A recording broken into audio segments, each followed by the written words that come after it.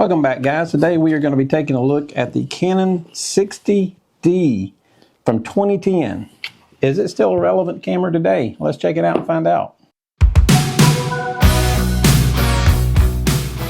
So like I said, this is the Canon 60D, came out in 2010, has 18 megapixels. It has the Digic 4 processor in it from Canon. It does video, it'll do HD. It won't go any higher in HD, but it'll do 1980 by 1020. It won't do 4K. But it does have a flippy out screen, so you can use that if you're making a video on YouTube or whatever you're doing. If you guys would, if you're not subscribed to our channel yet, please hit subscribe to our channel. It helps us bring these videos to you. The camera is made really well, especially if you compare this to like the Canon T2i. This thing is a tank compared to it. Now this camera does not have dual pixel autofocus like the very next version that came out was the Canon 70D. It had dual pixel autofocus and it had 2 more megapixels. So the 70D had 20 megapixels and dual pixel autofocus. The 60D had 18 megapixels and doesn't use the dual pixel autofocus. But as far as focusing for photography, it does a fantastic job. I've never been one to use this much for video, so I can't really say a whole lot about whether I like or dislike the video aspects of the camera. It's part of Canon's APS-C lineup. All the D cameras, the 10D to the 90D are all APS-C cameras. They're great cameras, but you do get the 1.6 crop on them. But if you're looking for extra range, that's the way to get it. You can buy a shorter lens and get more of a reach with it. So, you know, there's plus and minus to everything. But this camera will give you some bang for your buck, and I say that a lot. This camera, I found before I came on, MPB has these things for around $200. Now that's body only, not with the battery grip. $200 is a bargain for a camera like this.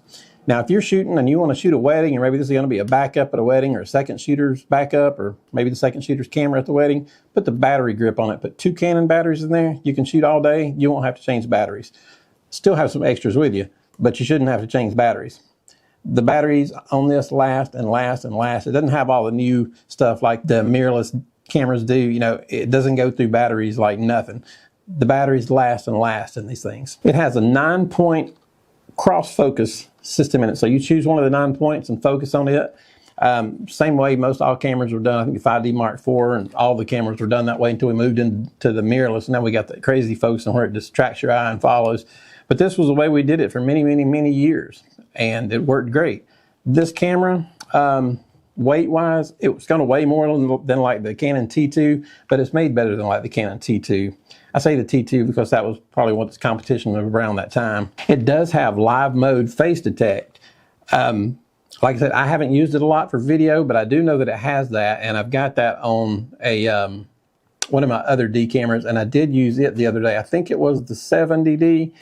I used it for a video, and it has the live face detect on it, and it did a good job. So if you're into video 100%, you might want to look into that to make sure that's something you're going to be okay with as far as the face detect for video. Now, when you're doing video with this, like I said, it'll do HD, but not above HD. It will record 29 minutes, 59 seconds. But during that time, I think it'll only shoot like a 4 meg file size before it starts and makes another file. Now, the camera doesn't stop, but when you take out your memory card, you may have 2 or 3 or 4 files in there to get through that 30-minute segment. That's something I ran into before that a lot of the new cameras don't do, but once you get used to it, it's not that big of a problem, especially, you know, $200 for a camera like this, you can't beat it. If you're looking for a second or third backup, just something you know that you can reach into your bag and it's going to work, this camera is going to be that camera. I wouldn't get out into a torrential rain pour in it. If it was sprinkling, it'd probably be okay, but I wouldn't get out in much rain with it. I don't think it's fully weather sealed. Now, one thing I would suggest if you're going to be shooting one of these cameras is put good lenses on. Try to get the L-series lenses because you need the optics and those lenses to help these cameras look as good as possible. If you're doing photography with it, it has RAW, MRAW, and SRAW. That's large RAW, medium RAW, small RAW. So you can still shoot in RAW without using huge files. The camera also uses the new SD cards. This is right back when they first came out. Also, it was compact flash before this on a lot of cameras. So they're a lot smaller cards. I didn't really like them when they come out because they feel so cheap. They feel like a little wafer you're going to break. And if you guys remember the compact flash cards, they felt thick, but they had holes on the end of them. There were prongs down the camera, and they said people would shove them down in there and break the prongs. I don't know who's shoving stuff down their camera, but I'm okay now. I got past the freaking out part over that little bitty wafer, and I haven't had hardly any problems with any of them. Just get a name brand one. But this is a great camera if you're wanting to get into photography and you're not sure whether it's going to be something you're going to love or maybe not love so much. Get this for like $200. If you don't like it after a few months, you can turn around and sell this camera for $200. I mean, it's not going down in value below much further than $200. So this camera, you can do everything manual, you can do everything on automatic, and everything in between. You can do all the settings. So this is a camera you can learn on if you want to eventually move up to a mirrorless camera. Learn on this camera and move up. One thing about this camera is it does have the flippy screen. So if you're going to use it on YouTube for vlogging, it might be a little bit heavy, but it'll get the job done. The little flippy screen is nice. Flippy screen is nice too when you're shooting the wedding and you got to hold the camera up over your head and you got to look up and see the screen. You can have this pointed down at you so you can see it when the camera's up in there. It's really nice to do that. I enjoy that. I do that quite often for weddings. The camera does have pretty good dynamic range. Now, it's not going to compare to the modern mirrorless cameras, but again, we're talking about a camera from 2010. This camera's 13 years old. It does have good dynamic range for its time. And I don't know if I mentioned or not, but the ISO will go up to, I believe, 18,000, something like that. I wouldn't shoot it above 1,600 unless I just had to. And even then, I'd try to stay no higher than 800, preferably 400.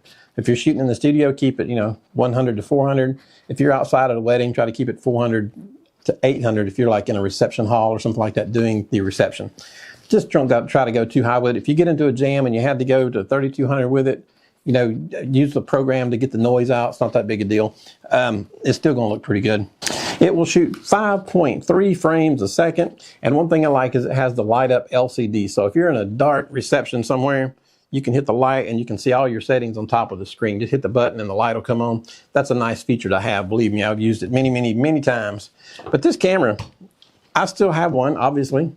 And I have a few older than this one.